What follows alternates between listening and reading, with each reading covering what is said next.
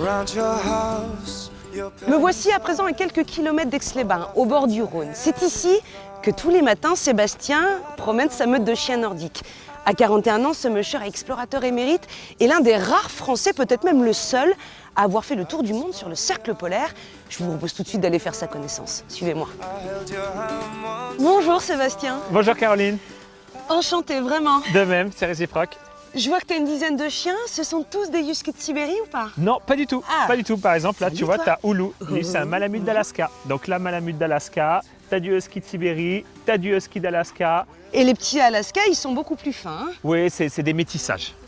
Alors comment tu l'as composé cette meute? Je l'ai composé vraiment au fur et à mesure de mes pérégrinations. Donc j'ai récupéré un premier chien, ensuite j'en ai récupéré un deuxième à la SPA, des chiens qui ont été abandonnés, qui ont été maltraités, qui ont été délaissés. Puis ensuite j'ai eu des bébés et puis et donc c'est venu comme ça. Voilà. Tu as fondé ta propre famille. Ah, c'est ma famille, voilà. On est une véritable famille en effet. D'où elle te vient cette passion du Grand Nord? Grâce à ces chiens. Donc cette petite boule de poil de Cadlook que j'ai récupérée à la SPA, je trouvais ça dommage d'avoir un chien nordique et pas partir dans le Grand Nord. Et c'est lui qui m'a emmené dans cet univers des pays d'en haut. Ouais. Et là, ce qu'on voit, c'est qu'ils sont en totale liberté. En effet, oui. Au moins une fois dans la journée, j'essaye qu'ils puissent courir comme ça en liberté. C'est leur récréation, qu'ils puissent jouer. Voilà, ils sont en totale liberté. Mais alors j'imagine que tu les entraînes sur de la neige quand même. Alors en effet, c'est-à-dire que voilà, donc quand il fait trop chaud, je les entraîne dans l'eau, sinon ils s'entraînent aussi dans les bois. Et là, ce que je propose, c'est que je t'emmène, on va prendre un petit peu d'altitude et puis on va aller dans la neige. Je te suis, je te suis, je te suis.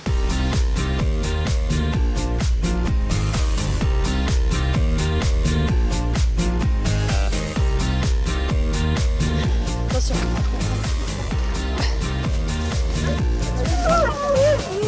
Comme ça? Ok.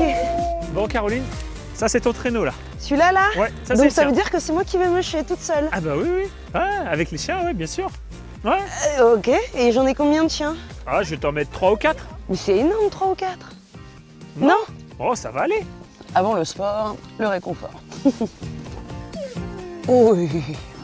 Le traîneau, tu essayes vraiment d'être le plus souple possible. Donc sur les patins de ton traîneau. C'est-à-dire que plus tu baisses ton centre d'inertie au niveau du traîneau, et forcément, meilleur tu auras de l'accroche dans les virages, tout ça. Donc dans les virages, tu épouses, tu vois, hop, très souple des genoux, d'accord? D'accord. Ensuite, autre chose, donc tu as ton frein. Ok. Tu peux mettre tes talons. Aussi. Tu peux Ah mettre ouais? tes talons, ça va ralentir un petit peu, hop. Donc dans les montées, n'hésite pas à aider les chiens, ou alors tu patines à droite, tu changes de jambe, hop. Ok. Ça va être folklorique, ça va être épique, tout ce qui finit par X, ce que vous voulez. Ou peut-être même dramatique.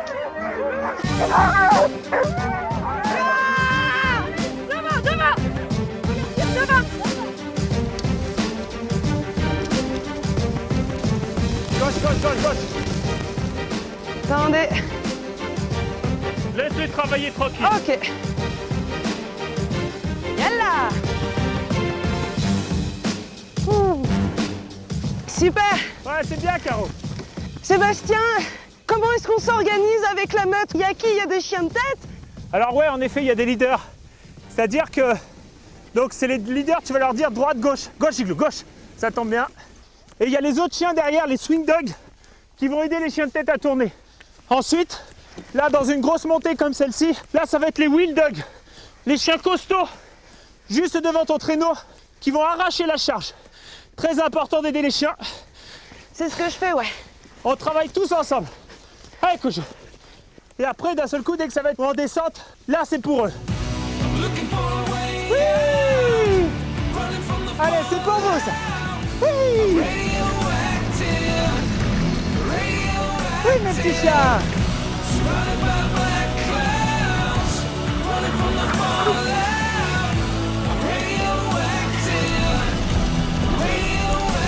Ah.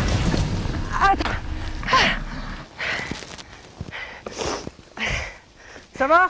Ouais. Ok, super. Allez, Igloo. Alors, Caro, là, tu t'en es pris une bonne, là. J'ai vu tout à l'heure dans le virage, là. Pas une. 3 bonnes. Ah ouais? Ça va, tu t'es pas fait mal? Non, ça va, je me suis pas fait mal. Mais c'est hyper grisant, en fait. Qu'est-ce que tu as raison quand tu dis Avoir ce sentiment de liberté. Ouais, c'est vraiment ça. C'est-à-dire que moi, j'ai vraiment cette impression quand je suis seul sur la banquise avec mes chiens, donc qui vont m'emmener jusqu'au bout du monde, c'est le cas, et vraiment cette sensation de vivre. Enfin, cette sensation de vivre. C'est bien mon cochon. Alors Seb, pour toi, l'aventure, elle a commencé avec un chien que tu es allé chercher à la SPA, qui s'appelait Cadlouk, c'est ça?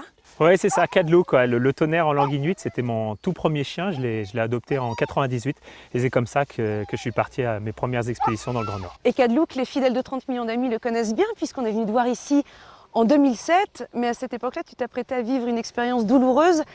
Je te propose de revoir cette séquence, c'est parti.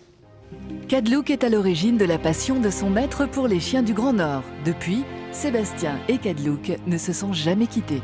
Malheureusement, Cadlouk n'a plus que quelques mois à vivre et il va partir pour son dernier voyage.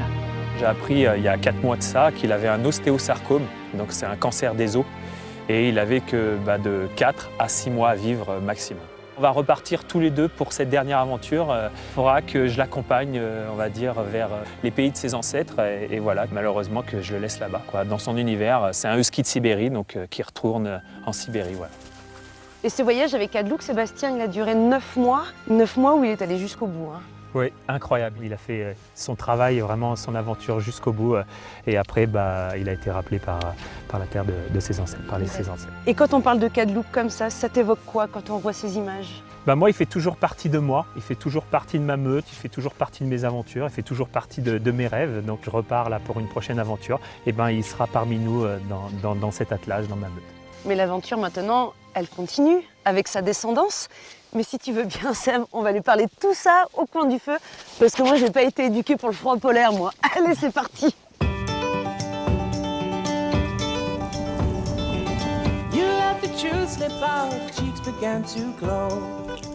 Génial. Oh, merci, ça va faire du bien pour la balade. Alors Sébastien, ta dernière expédition, est-ce que tu peux nous la raconter? Ouais, c'était une belle aventure de 29 mois. Donc 29 mois, c'était le tour du monde sur le cercle polaire arctique à la base, donc avec 12 chiens pour arriver jusqu'au Grand Nord canadien, donc la traversée de toute l'Alaska, du Grand Nord canadien, du Groenland, une partie de l'Islande, la Laponie, de la Russie et de la Mongolie. Alors comment est-ce qu'ils ont vécu, eux, les chiens? Parce que eux, ils sont naturellement équipés pour. Ah oui, ils étaient complètement dans leur milieu naturel, grâce à leur fourrure et grâce à leurs instincts sauvages et naturels. C'est bien, Nariak. Là, nous sommes en train de traverser un lac gelé. Il fait bien froid, mais c'est vraiment très très agréable quand même. On a l'impression de voler sur la glace, voler sur la neige. Cette douce sensation de liberté là. Combien ils parcourent de kilomètres par jour? Alors en expédition, si tout se passe bien, ils font environ 100 à 150 km par jour. 100 à 150 km par jour. Et c'est pas tout, en plus par des températures donc très très froides, et en plus en tractant un traîneau qui va être chargé environ à 650 kg.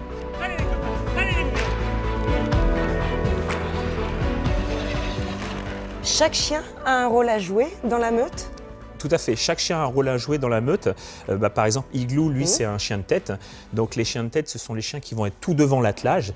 Et c'est des chiens qui ne doivent pas du tout être craintifs. Ils doivent être très volontaires, puisque eux, ils se prennent toutes les conditions, ils sont tout devant.